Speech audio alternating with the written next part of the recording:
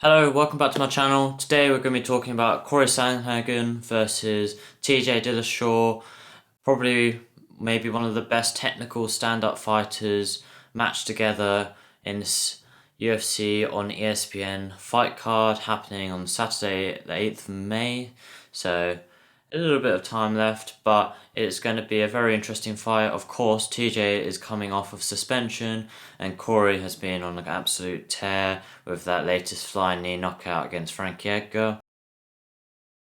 Anyway, let's get straight into it, and we're going to go over the keys to victory for both fighters, starting with Cory Sandhagen. Okay, so the first area I want to talk about is interruption. So Cory Sandhagen, one of his keys to victory is interruption, and he can do this through several methods. Firstly, Cory likes to throw a lot of jabs from both stances. He'll throw jabs from his southpaw stance or his orthodox stance, and he transitions through these stances seamlessly, similar to TJ. As well as this, he throws a lot of kicks, and these kicks could be the calf, which are horrible kicks, and he talked about a bit with Joe Rogan about his calf kicks.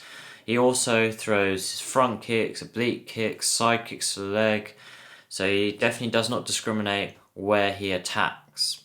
Cory tends to throw his jabs and his kicks when his opponent is looking to load up and come forwards, and he's constantly therefore breaking the pattern.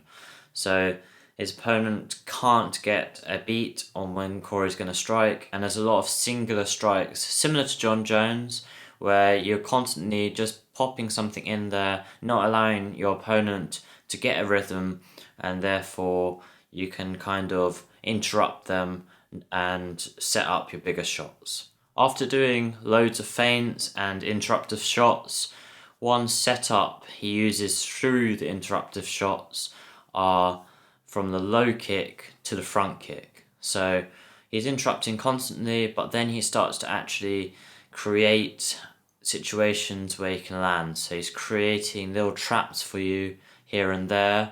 So these low kicks are coming in, but then every so often it comes into a front kick, and it looks very similar because the angle it comes through and then up into the front kick, and it seems to catch his opponent out. Definitely catches me out when people do this in sparring myself. Then there's the front kick to the question mark kick. So now the front kick is being utilised to set up the question mark kick. And of course, this is fairly obvious how this can happen. You get your opponent to block low or hook away low, and then you kick over around the top. And he uses this to great effect against Marlon Moraes, even calling out that he had broke his orbital bone, and he did this earlier in a sparring session. So Cory uses this seemingly in training sessions as well. So he's using this front kick, and then he gets the shin wrapped around, and in this case it was on the eye, but it could be a clean KO method as well. On top of this, I feel like TJ, when he blocks, the kick can come through, and you saw this a little bit with Henry Cejudo and their fight. So if Cory can land a hard kick, even if it's blocked, it might still come through the hand. A classic example is Machida versus Mark Munoz. You saw Mark defend it, and regardless, he got knocked out. Going back to the low kicks, so the low kicks also set up a sweep, and there was one really cool example in the Marlon Moraes fight as well, where Cory used the left leg to sweep the leg away, and then grabbed and kneed, and it was a really nice smooth combination, and it basically shows the diversity of Cory's ability to be creative mid-combo. This leads me to talk about Cory's grabbing ability. So what I mean by this is not a hug, but as in just grabbing the hands. So grabbing the hands, interrupting once again through these hand grabs. He used this a lot against Rafael Assunção, where they were kind of playing a little bit of a hand fight. And because he's such a long, tall fighter for the division, I believe he's 5'11", he can keep the distance through this, and this kind of interrupts his opponent. But once he's got his opponent looking to hand grab, he then digs the left body shot underneath. And you saw this with the Stipe and Daniel Cormier fight, in the second fight especially, where Cormier looks to grab the hands to possibly get into clinch, but then Stipe landed the body shot just underneath. Another method that Cory uses to set up that body shot as well, because he's very good at that left body shot. He's hurt a lot of people. I think he even hurt Lineker, which is the guy for body punches. And it's just through his jab, and then he fakes the jab out, and he'll go and rip the body. And it's kind of like he's going touch, touch, touch, and then he's going hard with that shot. And once you start reacting to that body shot, then he might change that into a high hook, or he could change that into a lead uppercut, because you're possibly ducking into that shot due to the body shot previously. So the previous shots end up setting up the shots in the future, and it goes from singular strikes to then multiple strikes, and he starts layering the combinations together and putting them together almost like a little puzzle. And if you end up falling into that rhythm of interruptive Cory Sandhagen movement, then you are likely to be getting caught. And once again, let's talk about the low kick setting up, another thing. So there's so many setups Cory uses, so I'm giving as many examples as I can within this video. And there's another one is basically he used his left low kick to set up his spinning wheel kick against Marlon Moraes.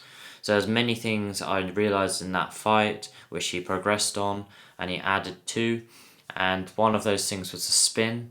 So he used the left low kick, he kind of landed, I think he might have landed or missed it, but basically he used that to kind of look like he can spin through from the kick right into the spinning wheel kick. And this is kind of missed because in the highlight all you see is the distracting jab.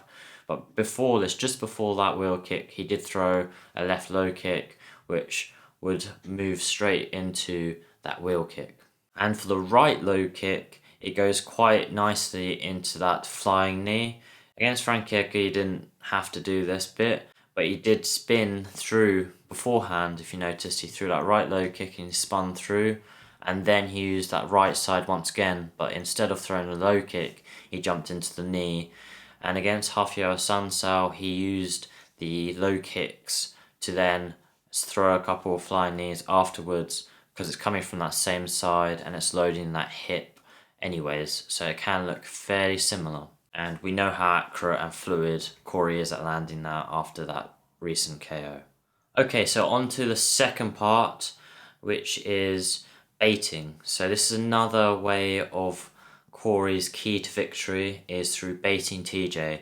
TJ, he's a very, very competitive fighter, and you sometimes see him overcommit to shots. You saw this in the first Cody fight, where he kind of rushed in, but you also see him get caught in other fights due to kind of overcommitting, maybe getting overly competitive. The Dominic Cruz fight, I think he probably won that fight, but even so, he got caught unnecessarily by being a bit emotional and coming forwards.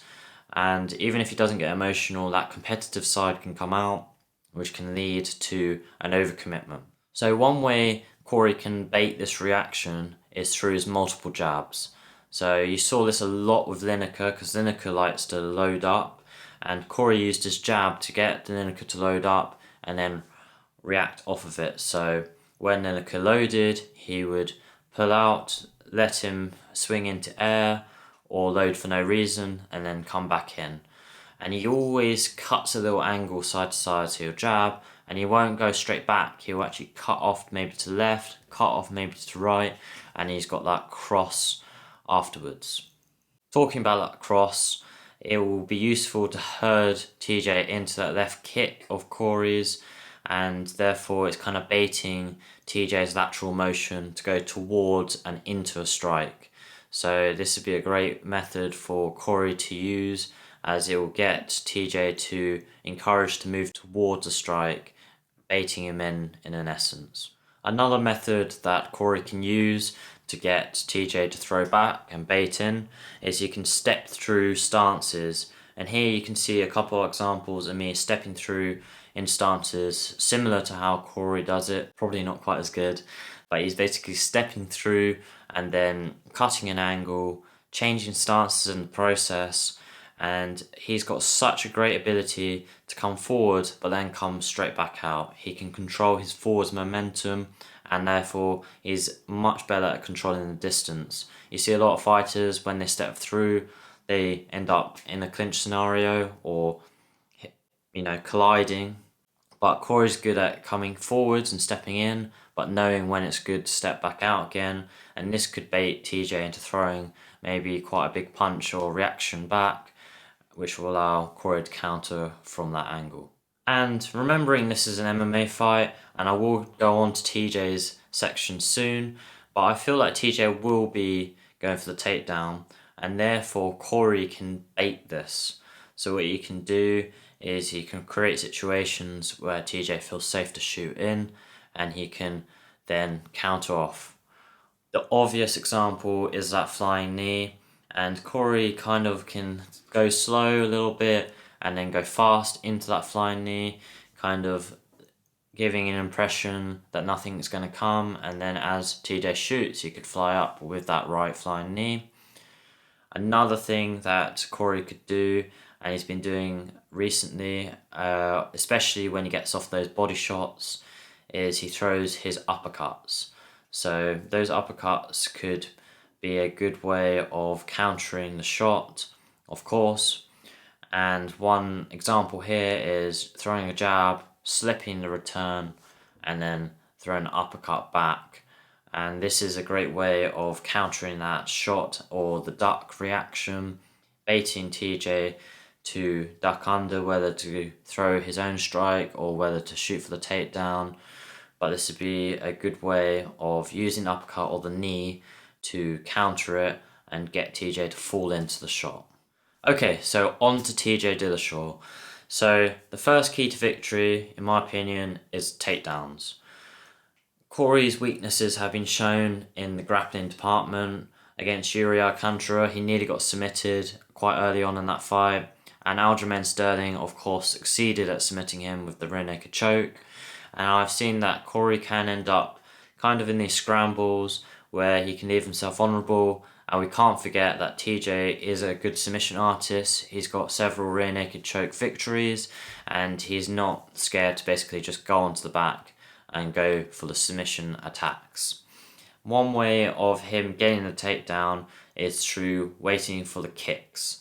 So as Cory kicks, he can close distance, catch the kick, maybe take the back, or at least get double unders and create a grappling situation. As Cory kicks sometimes, he closes the distance maybe a little bit too much. I've heard his corner kind of say, don't step in with your kick. And this is another thing that TJ could capitalise on. If Cory gets the distance slightly wrong on the kick, it'll be closer for him to get the takedown. And I think it's one entry in to that grappling range. If not, he can also time Cory's jabs. Jabs are a great thing to be able to duck under for a shot. And you saw TJ against John Lineker be super fast on that takedown. Very, very quick wrestling. And it's definitely something that's an underrated area of TJ's, because everyone's seen how good a striker he's become.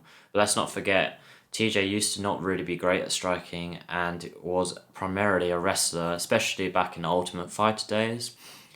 So TJ does have a great ability of taking this fight to the ground through reacting off the cross or the jab. And if it's the cross, it's good because it will square Cory up for the takedown, and that means there could be in opposite stances, as this example shows. And as the cross comes forwards, that means that TJ can shoot through because Cory has squared himself up. But more than likely, TJ will have to time the jabs because Cory likes throwing a lot of jabs. But because he likes throwing jabs in different stances, TJ will have to mix up his takedowns, and he tends to use the leg behind the other person's leg to get the shot off, meaning that it's hooking the other person's leg, and it makes it just that little bit easier to get it back to the ground. Also, it means that TJ doesn't have to worry about the guillotines because his head is on the sternum, on the centre, rather than onto the side of his opponent. So if he's not reacting off and getting a takedown through a reactionary process, TJ is very good at switch stepping and feinting low. So sometimes he switches and feints low, sometimes he just feints low with his jerky movements. But this means that it disguises when he actually comes in. And as I said, it's very, very fast. And he does this like switch step sometimes. So you could do several steps. And he covers a lot of distance to get underneath. And it's usually the leg comes behind his opponent's leg and hooks sometimes to get the takedown and secure the position even further. So the hook of the leg means it's harder for his opponent to spring back up to their feet because he's got control of the leg, similar to Khabib and how he ties up his opponent's legs. And TJ's got several ways, and here are examples I'm showing. And it's basically just stepping through, and that means the back leg steps through and behind, and that's how it ends up there.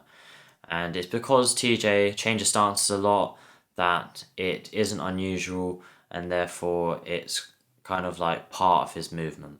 Okay, so the second key to victory for TJ is herding. So TJ wants to be able to herd Cory inwards because Cory does have a lot of lateral movement similar to TJ, and both of them to a level are going to be doing this, but I feel like TJ's hooks and kicks make it a more effective weapon for him to keep Cory in a certain position, whereas Cory throws a lot more straight punches.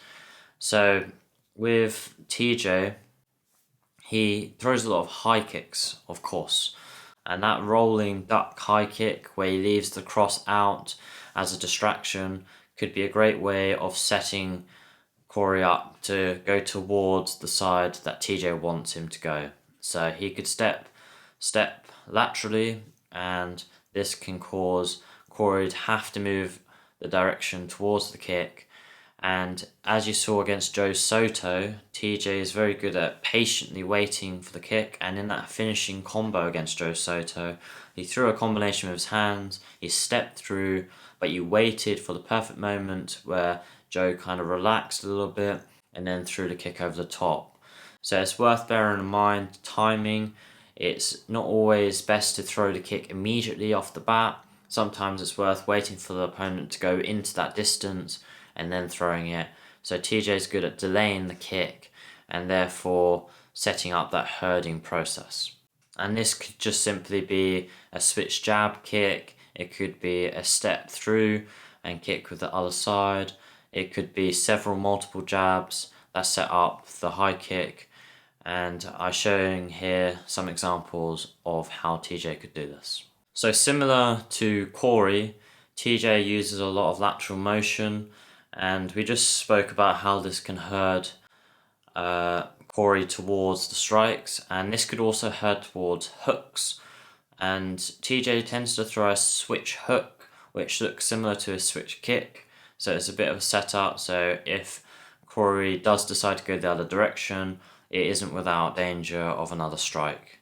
So he's kind of like picking your poison on the strikes, and I feel like if TJ can mix up the hooks and the kicks with the movements that he uses both laterally and switching wise, he can create areas where Cory won't be able to move off as easily, and he can make Cory basically shut up more defensively, which could also lead to the opportunity for the grappling exchanges as well.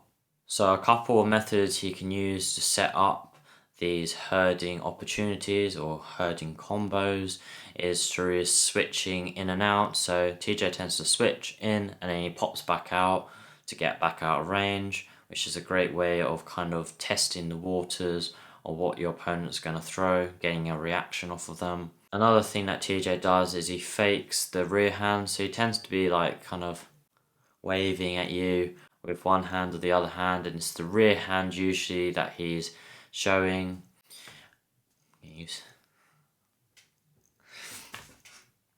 And this works as a great distraction, and he did this against Cody in the first fight in the finishing combo, where he was showing his rear hand, his left hand, because he was in southpaw.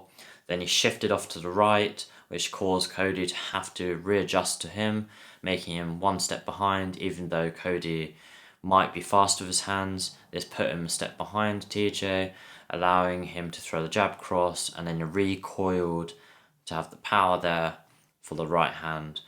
And this means that if Cory does decide to stand in the pocket, which I don't think he will do as much as Cody does, but if he does do that, he has to be careful he's not a step behind due to the lateral motion that TJ sets up. Anyways, so those are the two keys to victory for both fighters. I am super intrigued for this fight. It'd be interesting to see what TJ brings back after a couple of years off. I'm sure he's going to be an improved fighter from previously. And of course with Cory, he's really coming into his own, and I feel like this is one of the most dangerous, or if not the most dangerous fight for TJ. So it'd be interesting to see how this plays out, and it could be a great striking back and forth, but I do feel like TJ probably will go for the takedowns and mix it up more, and I think this would be a smart thing to do. Cool. So that's the end of the video. I hope you enjoyed it, and let me know what breakdown you like next time if you have any good suggestions, and also any other feedback would be greatly appreciated, as well as liking, subscribing and sharing this video. Okay, so I'm going to leave you now. Hope you have a great day, and I'll see you next time for another video.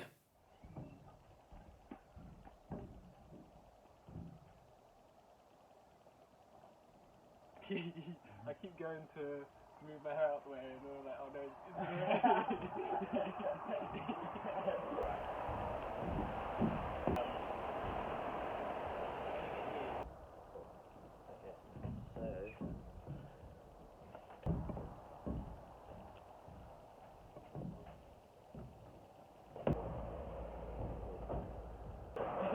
yeah, sorry about that. No,